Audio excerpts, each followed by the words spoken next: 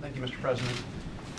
It's been a tough year. You may not want to call it the worst year of your presidency, but it's clearly been a tough year. The polls have gone up and down, but they are at a low point right now. So what I'm asking you, you've acknowledged the difficulties with the healthcare rollout, but when you look back and you look at the decisions that you have made and what you did, what you didn't do, for you personally, what do you think has been your biggest mistake? With respect to healthcare specifically or just generally? The whole thing. Look back at this tough year. Well, there's no doubt that when it came to the healthcare rollout, even though I was meeting every other week or every 3 weeks with folks and emphasizing how important it was that consumers had a good experience and easy experience in getting the information they need and knowing what the choices and options were for them to be able to get high quality, affordable health care.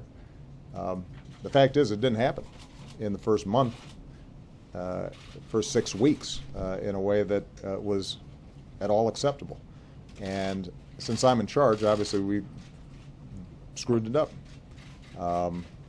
Part of it, as I've said before, had to do with how IT procurement generally is done, and it almost predates this year.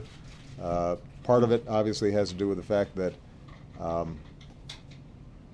there were not clear enough lines of authority in terms of who was in charge of the technology and cracking the whip on a whole bunch of contractors. So there are a whole bunch of things that we've been taking a look at, and I'm going to be making appropriate adjustments once we get through this year and we've gotten through the initial surge of people who've been signing up.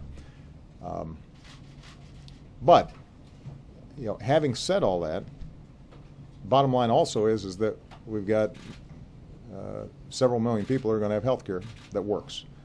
And it's not that I don't engage in a lot of self-reflection here. I promise you, I probably beat myself up, even worse than you or Ed Henry does on any given day. But I've also got to wake up in the morning and make sure that I do better the next day and that we keep moving forward.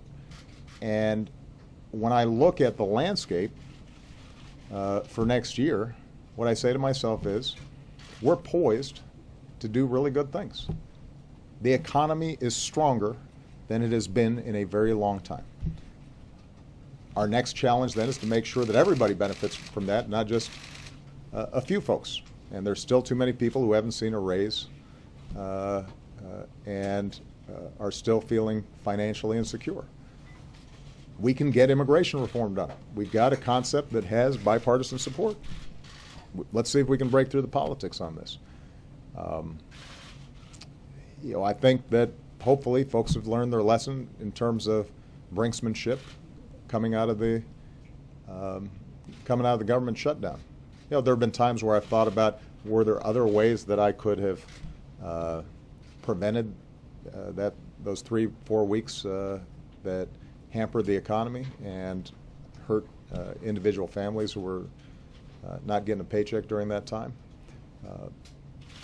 Absolutely. But I also think that in some ways, given the pattern that we have been going through with House Republicans for a while, we might have needed just a little bit of a bracing sort of recognition that this is not what the American people think is acceptable. They want us to try to solve problems and be practical, even if we can't get everything done. So, the end of the year is always a good time to reflect and see what can you do better next year.